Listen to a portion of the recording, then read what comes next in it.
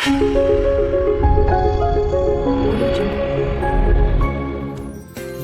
क्रूस से लहू बहा मेरे लिए, जो क्रूस से लहू बहा मेरे लिए, काफी है वो मेरे गुनाह धोने के लिए, काफी है वो मेरे गुनाह धोने के लिए, जो क्रूस से लहू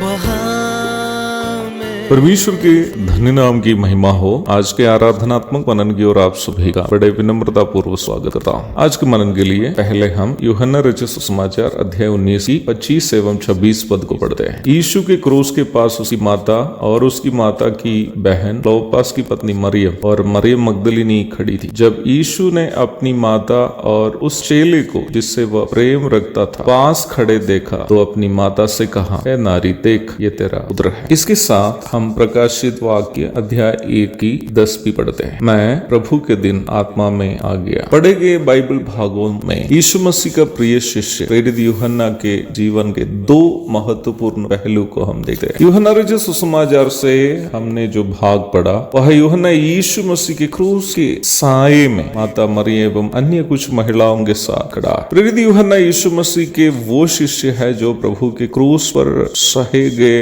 यातनाओं को नजदीक से करीब से देखा। यूहन्ना 19 की 25 से पता चलता है कि प्रेरित यूहन्ना अन्य महिलाओं के संग क्रूस के करीब खड़ा था। क्रूस के करीब खड़ा रहना आसान काम नहीं था। रोमियो एवं यहूदियों के डर के मारे यूहन्ना से भी वरिष्ठ अन्य प्रेरित लोग सभी उस समय अपने आप को छिपाए हुए थे। उनको शायद ये डर रहा होगा कि क्रूस के करीब रहने से उनकी पहचान की जाएगी कि वे भी यीशु मसीह के करीबी लोग हैं, इसलिए वे लोग अपने आप को छिपा दिए। यीशु मसीह के भाई लोग जो पहले से प्रभु को पसंद नहीं करते थे वो भी उस क्रूस के करीब नहीं थे, क्योंकि क्रूस के करीब रहने के लिए सिद्ध प्रेम की जरूरी है जिसमें भय नहीं होता। पहला यूहन्ना 4:18। यूहन्ना प्रभु का वो शिष्य था जो प्रभु के कीलों से चिदे हाथ पाव को, मांस निकलने के बाद हड्डी दिखाई देने वाला पीठ, दाढ़ी खींच कर उखाड़ने के बाद भी भल्स बना चेहरे को, कांटों का ताज पहनाए गया सिर को, लहू से लथपथ तन को नजदीक से करीब से देखता रहा। प्रभु का उस प्रेम को जो उन्होंने यूहन्ना सहित प्रत्येक मनुष्य से किया था, नजदीक से दर्शन किया हुआ व्यक्ति था प्रेरित यूहन्ना।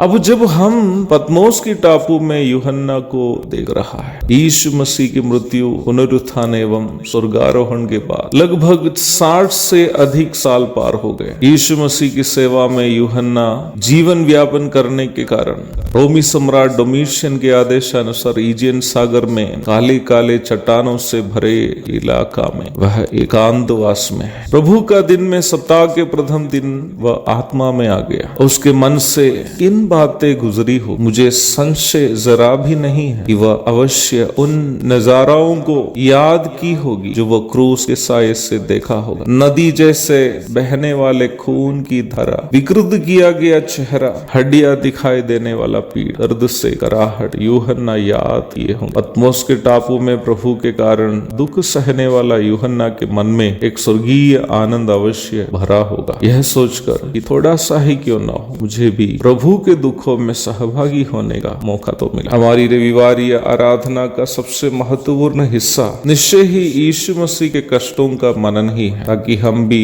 इस दुष्ट संसार में उनके लिए कष्ट सहते हुए जीवन बिताकर उनकी महिमा कर कर सके। और इस आराधनात्मक जीवन के अंत में हम जैसे यूहन्ना ने महिमावान यीशु मसीह का दर्शन पतमोस में किया था, वैसे ही हम अपनी आंखों से प्रभु को दर्शन करेंगे, देखेंगे जब वो प्रकट होगा, और इस प्रकार हमारा जीवन धन्य हो जाएगा। यीशु मसीह की याद, क्रूस पर उनके कष्ट जो हमारे वास्ते उन्होंने सहा, वही हमें आराधना के लिए प्रेरित करते हैं। और उस आराधना का अंत यीशु मसीह के दर्शन के साथ संपन्न हो जाता है। यीशु मसीह के कष्ट, मृत्यु और पुनरुत्थान की याद करते हुए, महिमावान प्रभु का दर्शन करते हुए एक धन्य आराधना अर्पण करने हेतु प्रभु इस छोटे से मनन के द्वारा हमें मदद और सहायता करें। दुखों को मेरा वो उठा लिया, अपराधों के कारण वो घायल हुआ।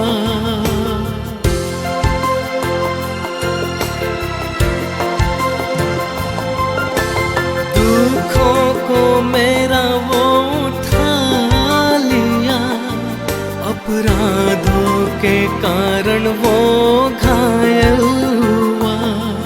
मेरे शांति के लिए उस पर ताड़ना पड़ी। मेरे शांति के लिए उस पर ताड़ना पड़ी।